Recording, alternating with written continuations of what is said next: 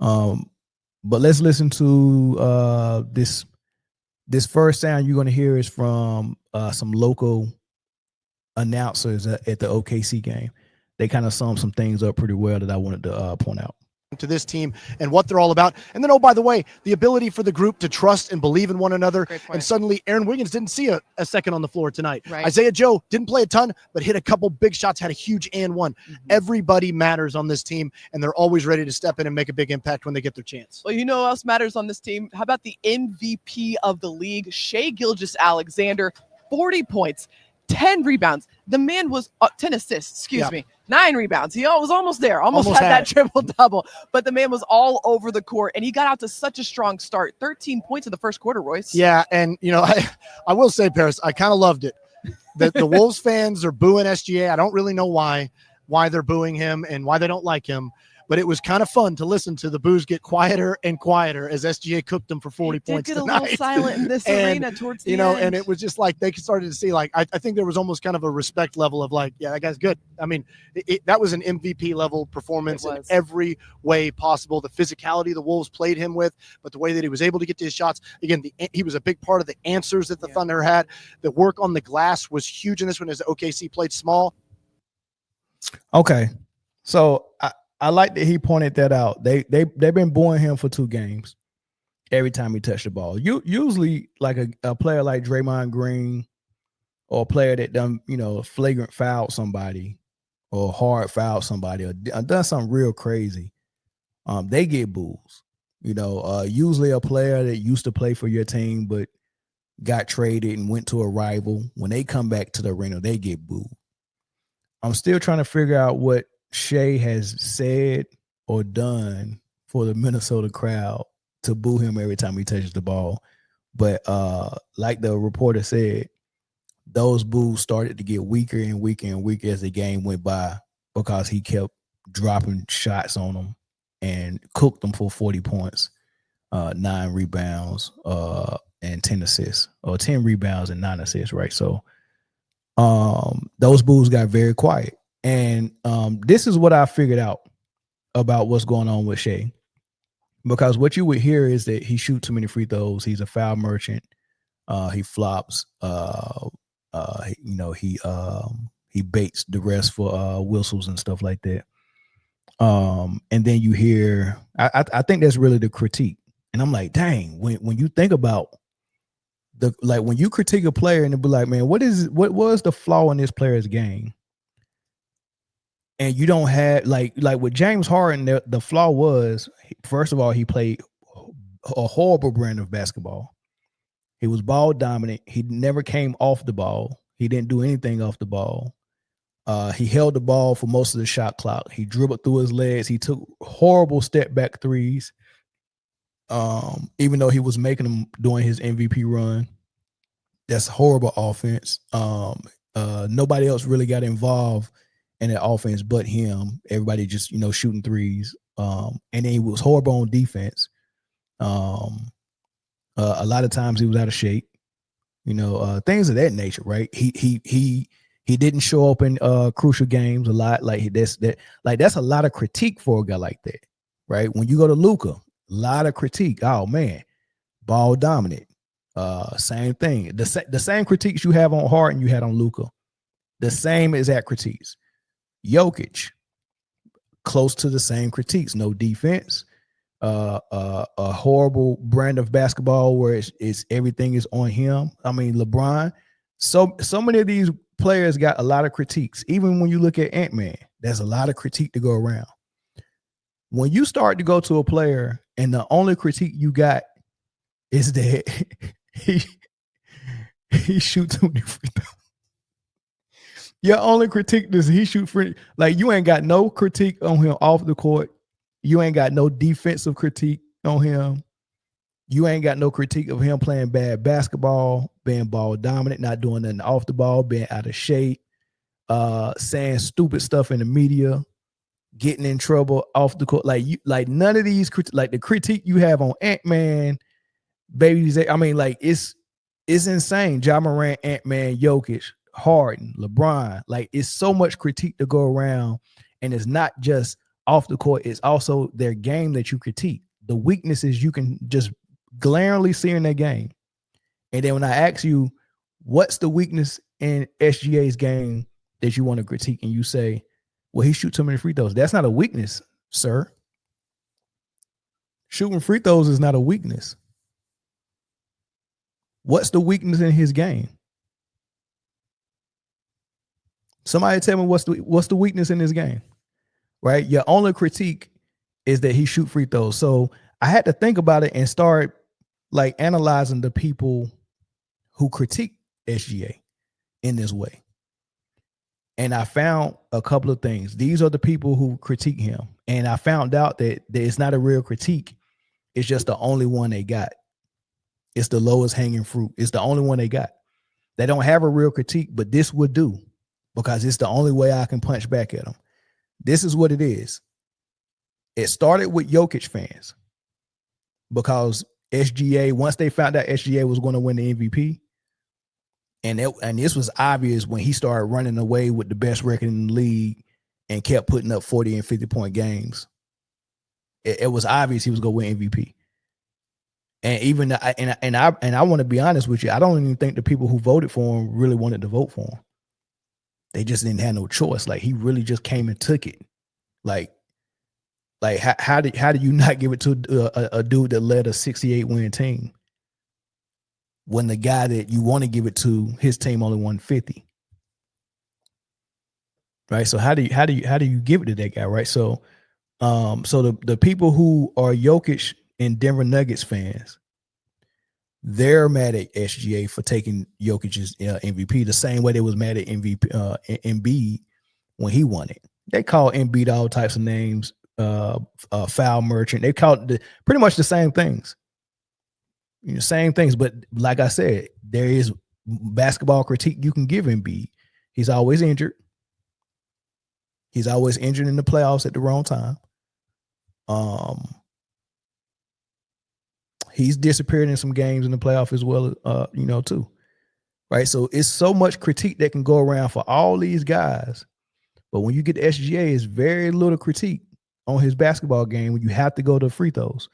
Right. So the Jokic fans and Denver Nuggets fans, they're pissed off at him. The second group of people who got an issue with him are people who their favorite team or their favorite player has got put out of the playoffs by him or about to get put out of the playoffs.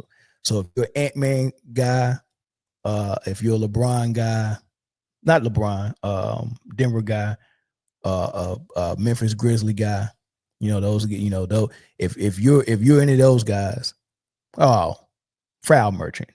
Like it's Denver Nuggets fans is watching the games just to see SGA fail, and when he don't fail, it's a foul merchant thing. Right. And it's so funny because I watched the game on a streaming app and they got a comment section.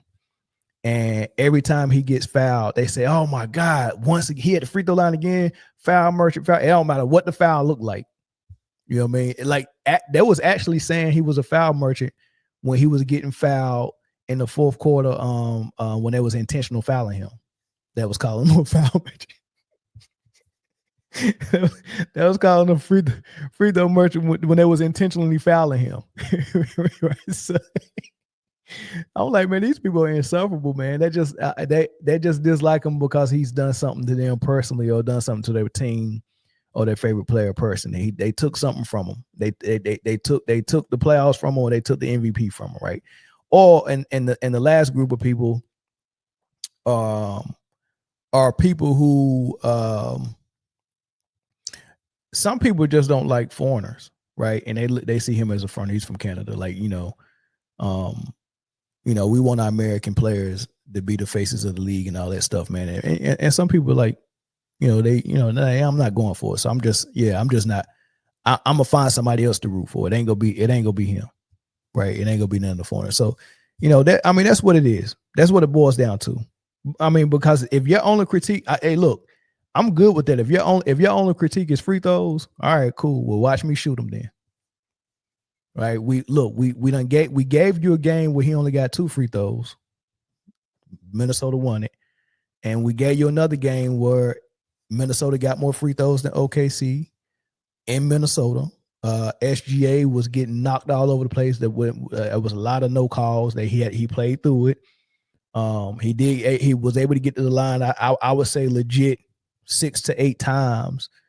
He got to the line, and then what somebody said he shot 14 free throws. I didn't even notice that because the last time I checked, it was around 7 or 8 free throws. But like I said, he was the guy that they was fouling intentionally and put them on the line for the final 6 free throws for OKC, and he synced all of them but one. So that's where he got the extra free throws from. But hey, that's what happens when you can shoot the free throw line or shoot the free throw above 90%. Right. So so they gave you 2 games in Minnesota where free throws wasn't a real factor, right? Not a factor enough for you to complain about. So for SGA, or for Ant-Man and Randall to go to the score, the post game with the score sheet, and they ask you what happened, and you point to the daggone score sheet and laugh. Like as soon as they did that, it reminded me of the finals when Miami and the big 3 with LeBron and Wade was playing Dirk, and Dirk they lost a game because Dirk had an illness. You know, he had some type of, he didn't have the flu, but he had some type of cold that, you know, that was really, you know, holding him back, and he was coughing. And after Miami won that game, I think they went up like 2-1 or something like that. And they was walking, D Wade and LeBron they just didn't respect their opponent, and they didn't respect the game. Knowing all those cameras was right there, and you tried to be funny and cough like it was some type of inside joke. And that got back to Dirk, and he found out they did that. He saw they did that. And if you let him tell it in the interview, because when they got inducted to the Hall of Fame, D Wade invited Dirk and Tony Parker and some other people to do a podcast with him. And Dirk told him that pissed him off. What Dirk did to them the rest of that series was X-rated and illegal in 20 states. He went raw dog on all of them. Nobody could guard him. Unstoppable. For you to go Super Saiyan like that and beat a super team when you didn't even have an all-star on your team, and let that sink in. Dirk, no all-stars, beat a super team with 3 superstars, 3 number 1 proven players, 3 all-stars, and he beat them. Imagine that, right? But yeah, that's what happens when you don't take it serious, don't take your opponent serious, when you can think you can come out here and laugh at them and disrespect them like that. You get what I'm saying? I think that, like, that's childish. This is the type of stuff that Ant-Man hasn't grown up from yet, right? He's 23, he's a young man, but you know, some of the things he haven't grown up from, you know, he just don't know no better. Like, to say nobody in the 90s could play except Michael Jordan, like, come on, man. Like, these are the silly things right here, right? But let's hear a word from the coach. What stood out to you about J-Dub's scoring tonight in particular? He's still learning. You know, he's a young player still, and he has these, these are rich experiences for him. And last game, they did a good job on him. They got him, forced him right, kept him on his right hand. Thought he fought that a little bit. He's trying to fight to his left hand. And tonight he just kind of took what they gave him and still found his cracks. He was still able to get in both directions, but he just was in control most of the night. I mean, he never seemed sped up. He never seemed like they were dictating anything. And that's what the great offensive players can do. And, just a great adjustment by him tonight in the game. I thought he was outstanding offensively. He was outstanding, 34 points. I mean, you get 40 from your best player and the MVP. You get 40 from him, but you get 30 from Jay Will. I mean, he came out in the first quarter and was ready to go, man. He was balling.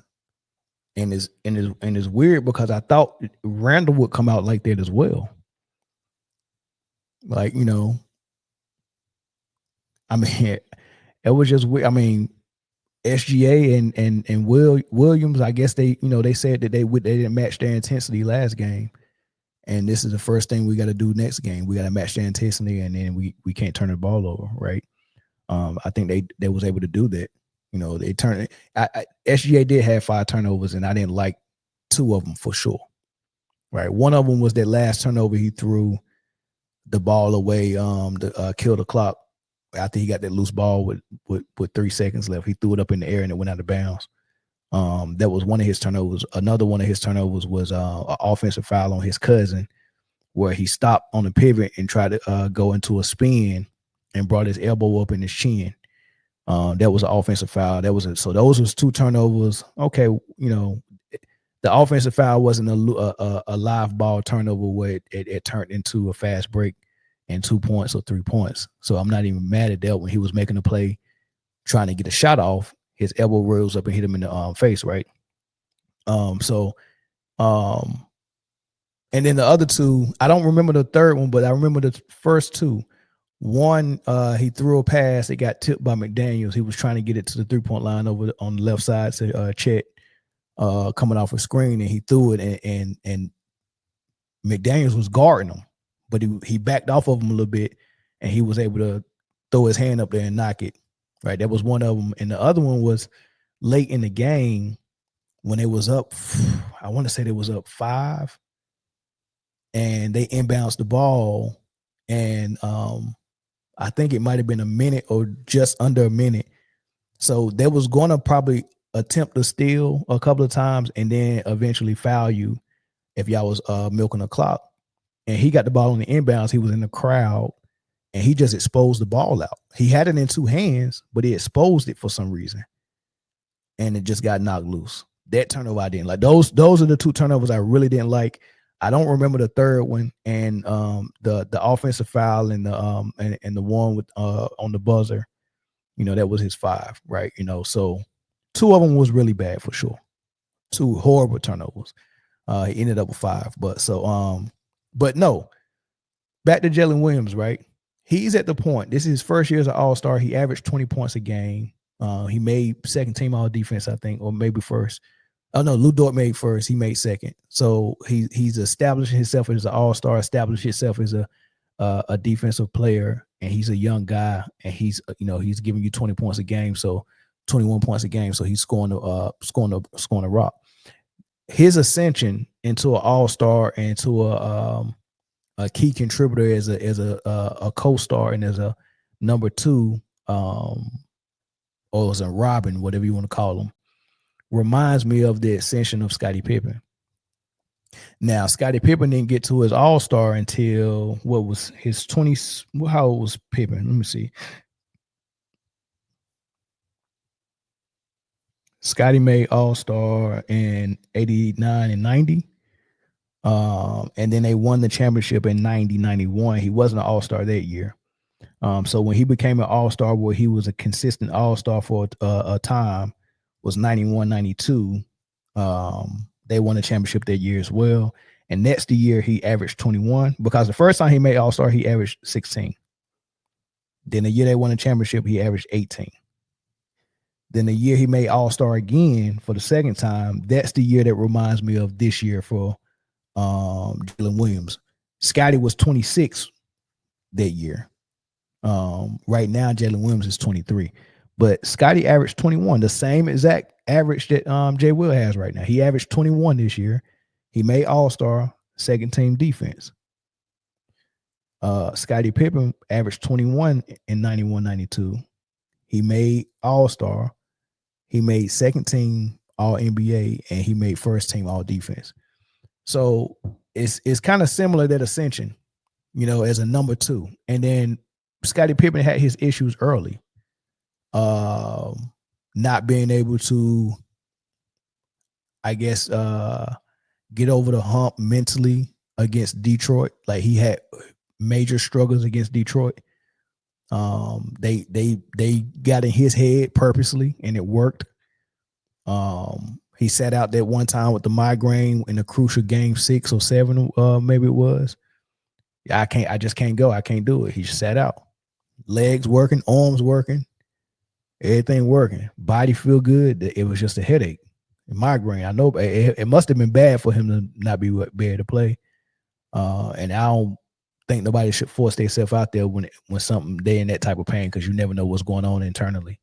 You don't want a situation where somebody get out there and collapse. You get what I'm saying? So I'm not saying he should have played. I'm just saying, he had to ascend to a competent co-star that can't be broken mentally in big games or against immense pressure from a team, and mind games and things of that nature. You have to be able to show up. And I think last year was the year that Jalen Williams really didn't show up the way he did in the regular season. He didn't show up against Dallas, and it hurt them enough for Stephen A. Smith to say that OKC will go as far as Jay Will take him, because he think, according to Stephen A. Smith, he think Jay Will was the one that needed to show up against Dallas but didn't, right? So I think he's learned from that. They learned a lot in the Denver series, and this team is they're continually learning. So we get to see them grow and turn into a championship caliber team, and we'll see what happens from here. Here's the coach again talking about them growing. You guys have won in a lot of different ways this postseason, but to come off a historic loss the way you did, to have Chet, SGA, Jalen combined for 95 points, what did you learn about this young group now, one win away, to come back and win that way? I learned nothing. This is they're easy to bet on. This team's easy to bet on. We had a very normal couple days leading into it, very normal shoot around today. And there's just kind of a sense, an internal sense that we were going to come out and it would be a much different game, just tonally. And it was. So didn't learn anything about the resilience or the perseverance, but, we're still growing. These are all new experiences for us. It's the first time we've been up 2-0 this late in the season. First time we've been up 2-1 this late in the season. And now it's the first time we've been up 3-1, and we have to handle that correctly. But, from a resilience standpoint, this is the last group of guys you need to worry about. Shai, it's all a learning experience. Like, all of this stuff is new to them. The conference finals is new to them. Like you said, being up 2-0 is new to them this late in the season. Being up 3-1 is new to them this late in the season. So, coming into the they had to learn. They was up 2-0 and came out and later dud in game 3 and got the doors blowed off of them. They had to learn, hey man, ain't nobody gonna lay down for you. You got to come out and beat these teams. You got to be focused every single game, right? That's what you got to learn, right? Also, what you got to learn, now you up 3-1. Can you close them out at home? Because if you don't close them out at home, you're going to Minnesota. Can you come out with another focus like you had in game 4 and be focused? Or are you going to make the mistake you made in the Denver series and come out and play with your food and end up going to a game 7? Right? Have to learn those things. If they are able to get out of this series and get into the finals, that's another learning experience they have to learn. If they get to the finals and actually win it, the final test for them is, but can you come back and win it again? Can you be so focused? Like, this is the difference between the greatest players and just great players. Michael Jordan got to the finals and got one, came back and was like, all right, can I focus? Like, it's easy to focus one time starting in the off season, summer, workout, staying disciplined, training camp, preseason, in-season tournament, regular season, after the All-Star break when everything started to rev up, first round of the playoffs all the way to the championship, doing all that for a whole season, and then coming back and doing it the exact same way, but a little bit even better the next season, so you repeat. And then you do all that, and then you come back that summer and do it the exact same way, but a little bit better, and then three-peat. That's the great ones. So instead of doing what Boston did, they did all what they needed to do, got a taste of that championship champagne, and didn't focus the way they should have focused, and came back and got put out in the second round. Denver and Jokic ain't been back since they won theirs. Milwaukee and Giannis ain't been back since they won theirs. LeBron and the Lakers ain't been back since the bubble.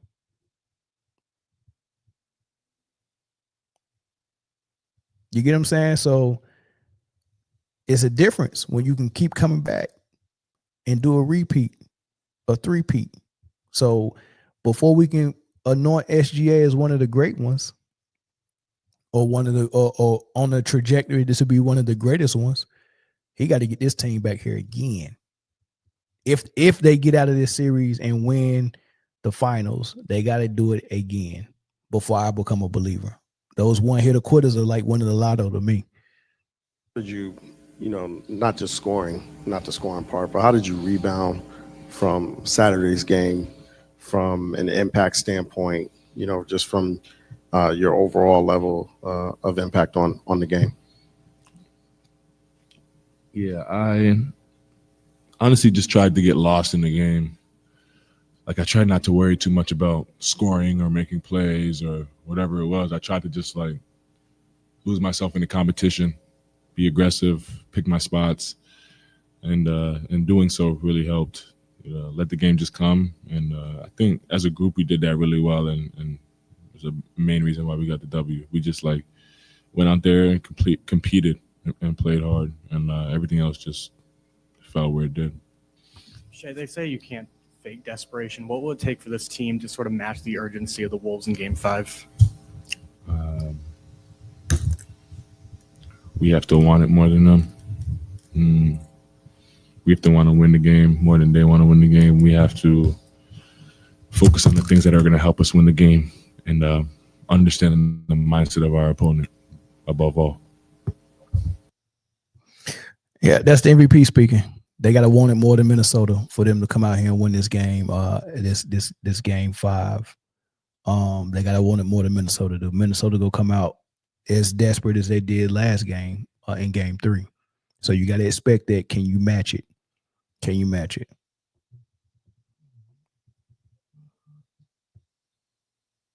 I got a caller from Vancouver, Canada. Is that Vancouver, Canada? Okay, Vancouver, Washington. I was about to say I thought you was SGA cousin or something like that, man. What's your thoughts, big dog? Nah. But hey, appreciate for taking my call, man. But one of my biggest things from watching the game is the difference between the two superstars, SGA and Ant-Man.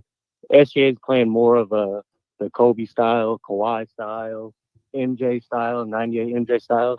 He's getting to his sweet spots, getting to that elbow, getting to that low post, mixing the game up, and just really just putting pressure on the defense. And when you watch Ant-Man, it's really frustrating because he can do the same thing, but he's playing the James Harden style. He's either going to come off that screen and he's either going to pull a three or he's just going to try to get to the Baja and either try to kick it out to DiVincenzo or McDaniels.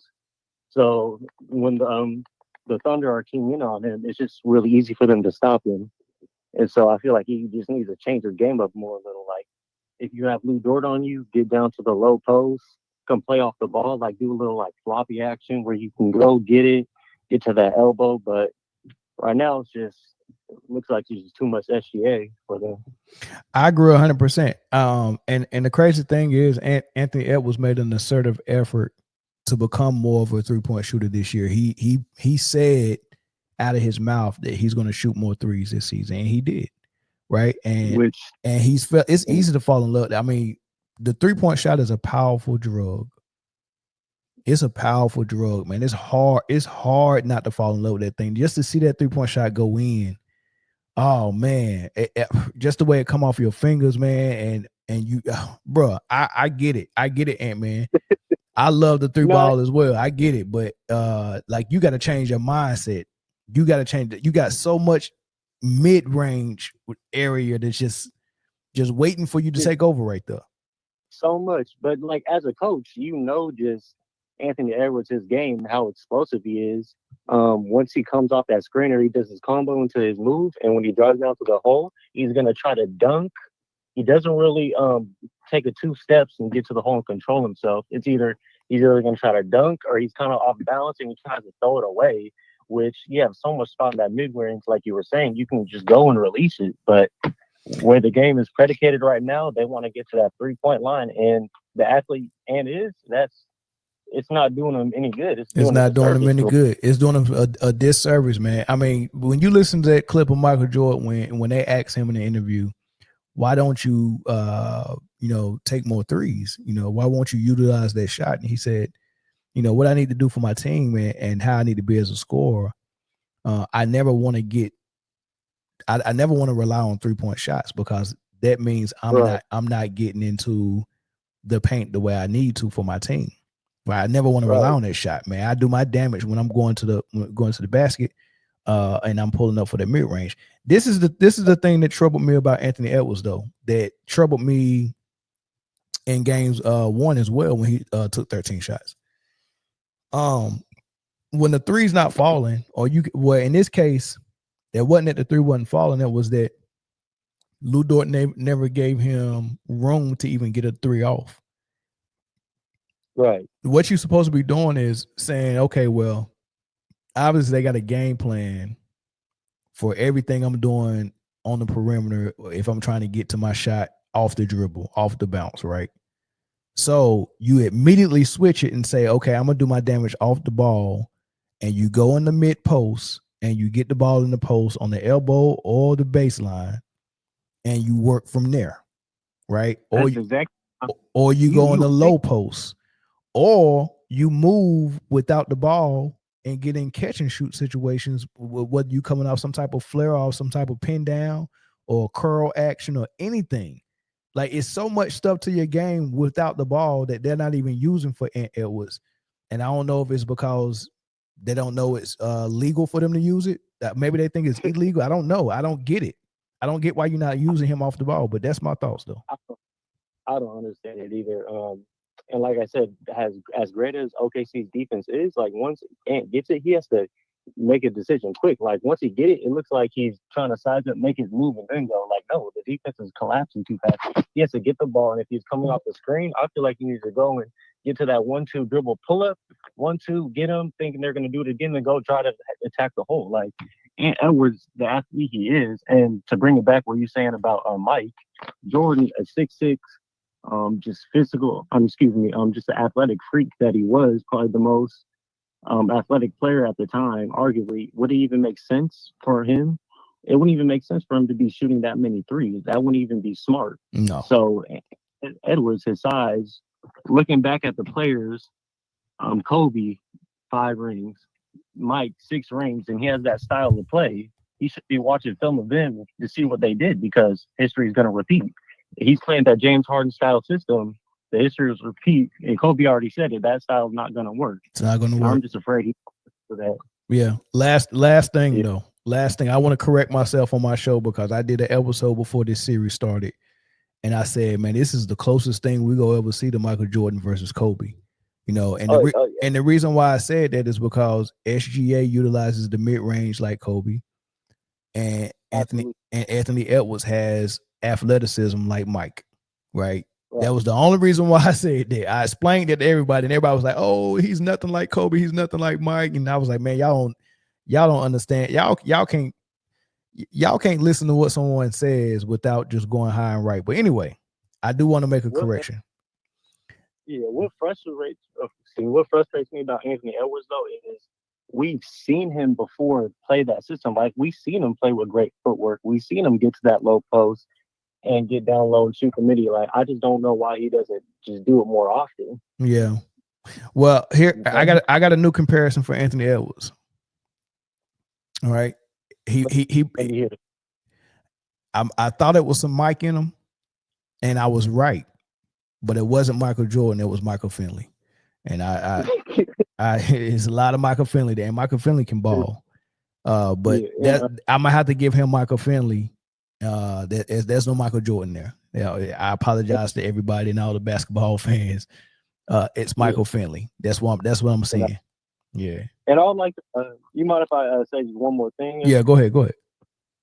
It's I just don't understand what people are complaining about SGA getting to the free throw line. I mean, as a basketball player, that's what you're trying to do. Mm-hmm. All the great scores, Mike did it. Kobe got to the line, Harden, Luka. But the thing is, they're talking about a flop. Like, we saw Harden flop a game of times trying to get to the line. We've seen it from Luka as well, and Embiid. Like, great scorers, they have a tendency to do something to try to deceive the defense to get to the line. So I don't know why it just changed for SGA. Well, I figured I was thinking like you as well. Like, dang, I don't get it. Like, I couldn't figure it out, but then I did figure it out. It's because there's no other critique that you can have on him right now. So that's the only one you can have. And the only reason why they're mad is because they're Jokic fans and he took Jokic MVP that they thought. And also, it's just Jokic fans. But I don't get it because me personally, I'm a basketball fan. I do enjoy Jokic's game as well. Like, I like Jokic, I like SGA, I enjoy watching Ant as well. But the Jokic flops too, which I don't understand. He's the worst flopper. Jokic flops when he ain't even got the ball. Like, it's a play for him. I think they call it computer blue. It's a play for him. Like, he don't even have the ball. The team can score. I lie to you not. I watched so much Denver in the playoffs last year and this year. Jokic, this is a play for Jokic. You can let me say this. You know how how teams used to foul before they came up with the take foul rule. You know how teams used to foul people to stop fast breaks. No, I don't.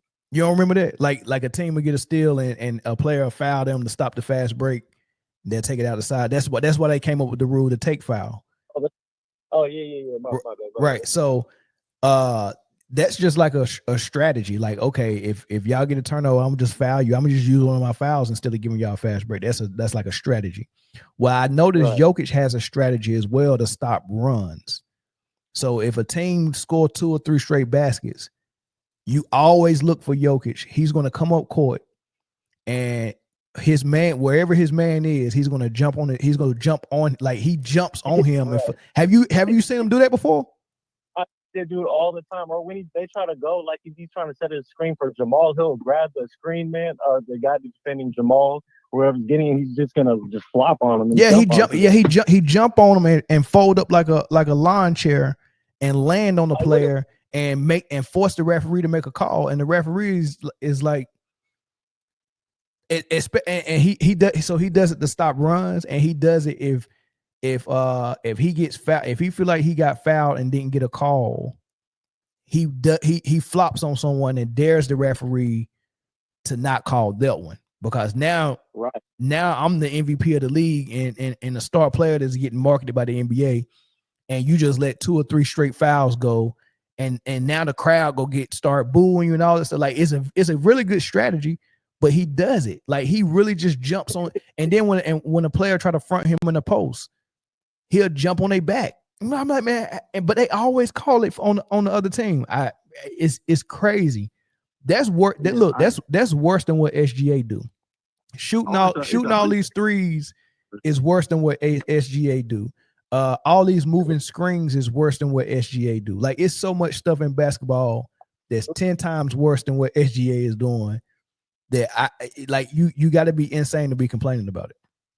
Well, I just don't get it, because then they also complain about the 3-point shooting. But in SGA, he's not even a volume 3-point shooter. So what more do you want from him? Correct. I don't know. They just want him to be American. I think if he was American, they would find. I agree. They would like him more. I agree. Well, I got another phone call. I'm gonna take this one, man. Thanks, bro. Yeah, appreciate you. Take my call. Thank you. All right. Caller from New York. Caller from New York, call back.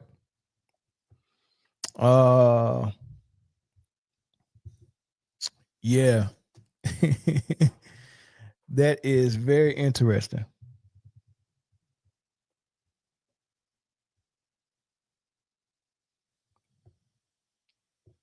Caller from New York. Hi, it's Sabrina again. Sabrina, what's good? How you doing? I like that game.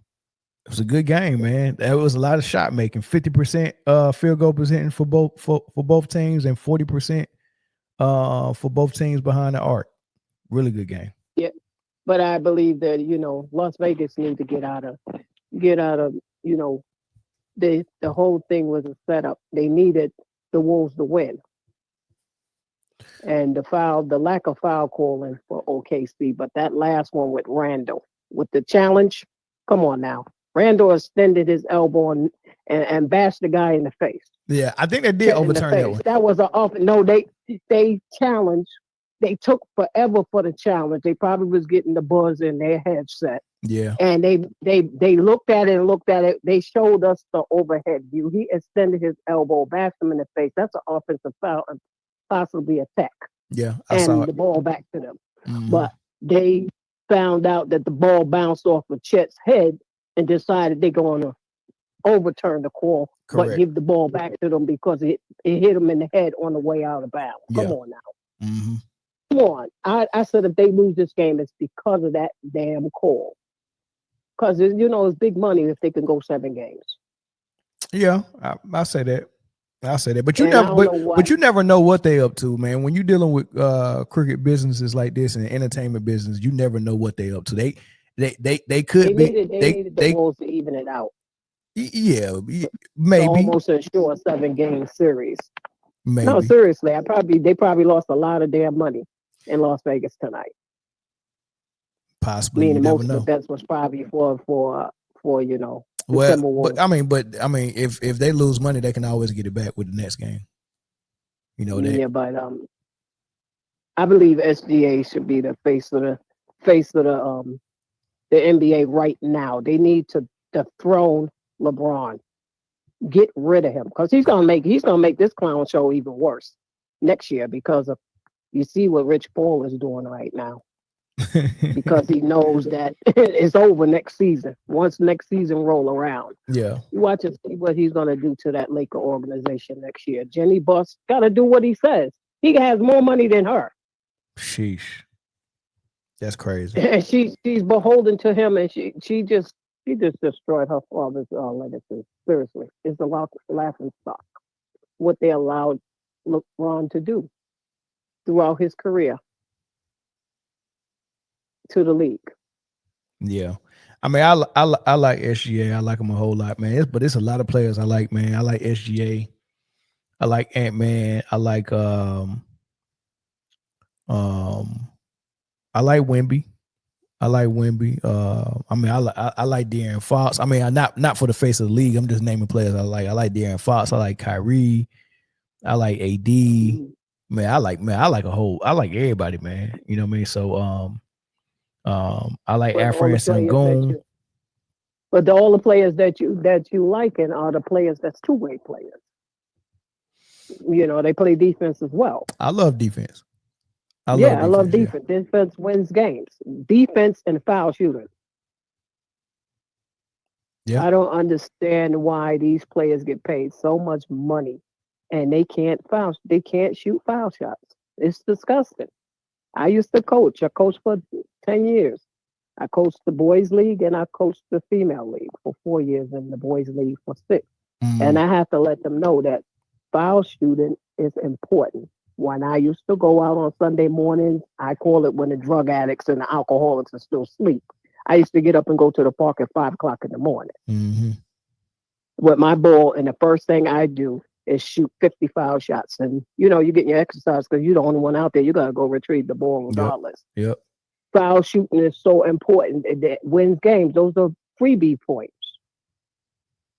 That's how the Knicks lost that first game. Missing 12 foul shots, they could have won game 1. Yeah. Had they not missed all the many foul shots.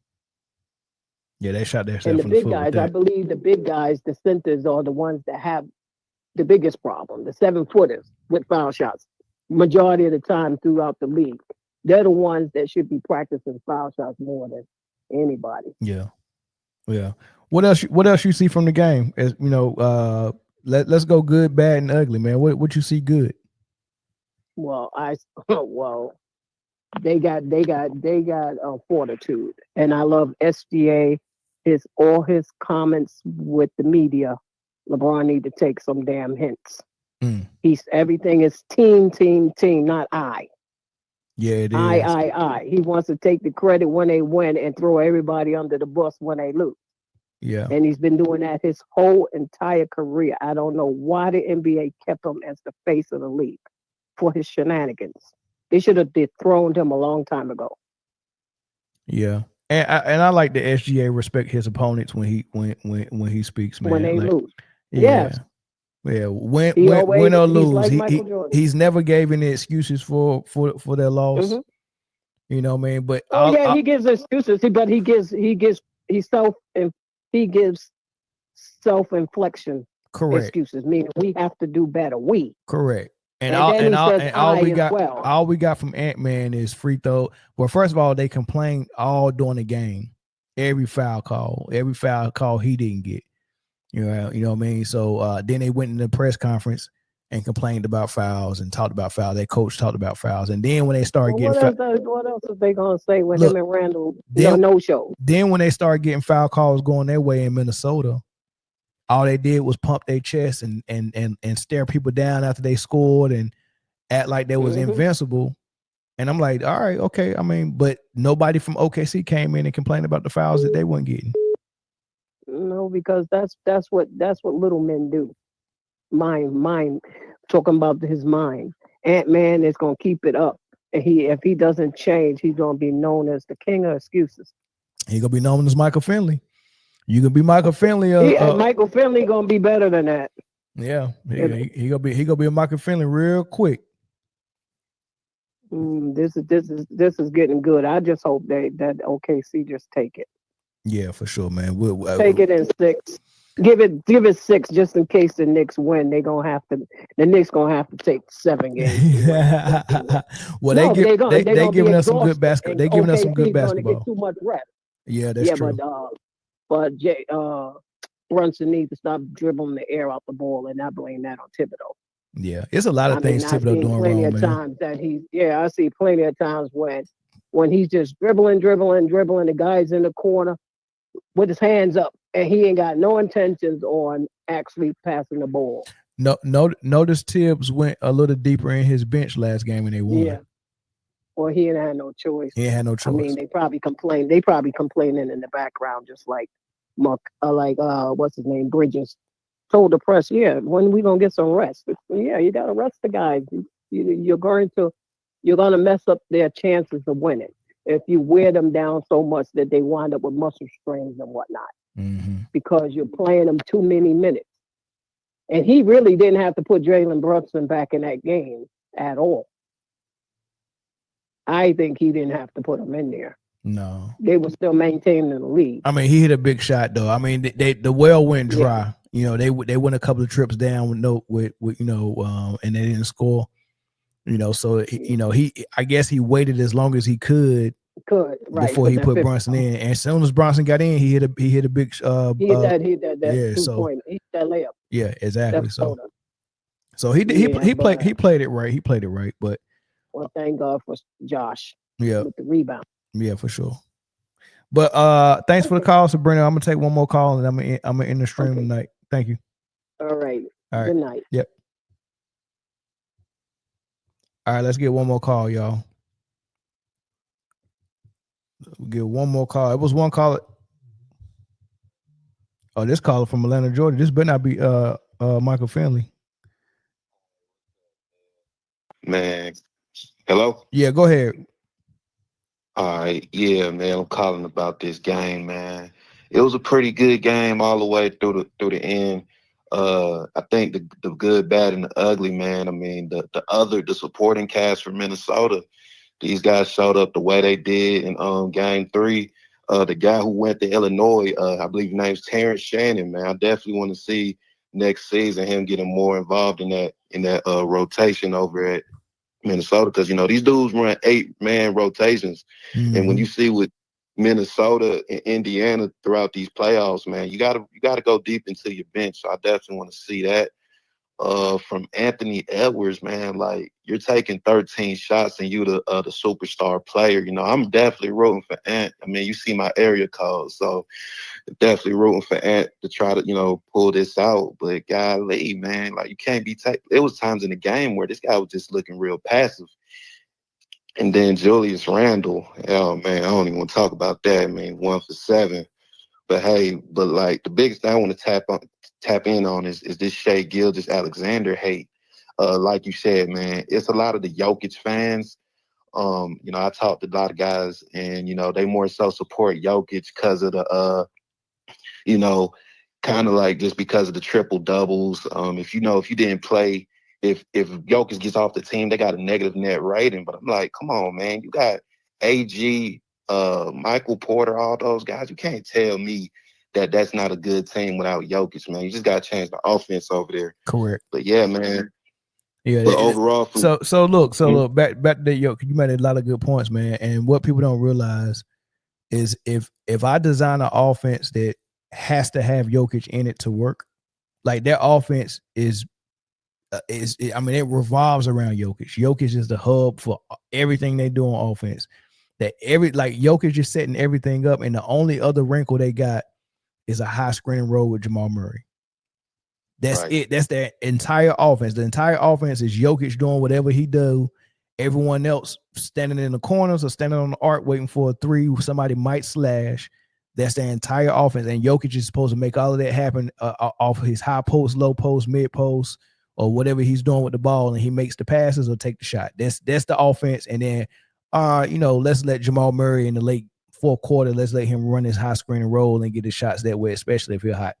So when Jokic goes out, I know what to say real quick. How do you run that? When Jokic goes sit down, how do you run that? Mm-hmm. You can't. No, I just wanted to say real quick, don't let them play against the Lakers with that high screen and roll, man. That dude be heating up. LA. Oh, yeah. He lights the Lakers up all the time. Oh man.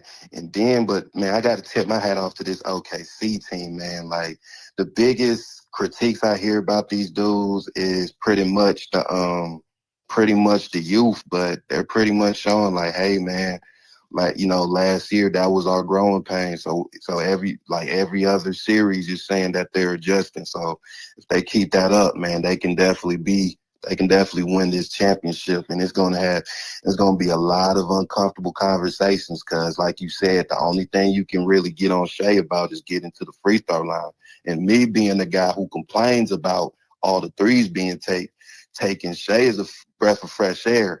But hey, I don't know what to say, man. Those are just, I think it's just a matter of if an American player was doing this, or better yet, if a guy with some aura, because, that's what you hear a lot. If a guy ain't got no aura, then, man, you might as well just go ahead and critique everything he do. Yeah, facts. Because they act like Jason Tatum ain't do nothing. Hey, man, Jason Tatum, boy. Listen, no, I got to say this, right? Game 1 against the Knicks, man, Halliburton did the choking like Reggie Miller. Man, let Jason Tatum do something like that.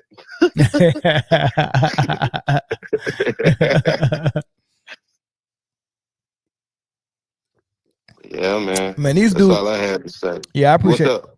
Man, look, these dudes won't. I don't understand how you knock a dude because he ain't, he ain't like somebody. Like, they always telling me don't stop comparing players, but then they turn around and say Tatum ain't like Kobe or Tatum ain't like MJ. Therefore, we can't get behind him as like a key cog in the NBA or the face of the league, man. I just hate it, man. But it is what it is, man. Yeah, man. Yeah, man. Thanks for the call. Personalities, man. Yeah, for sure. For sure. All right, thanks, man. All right.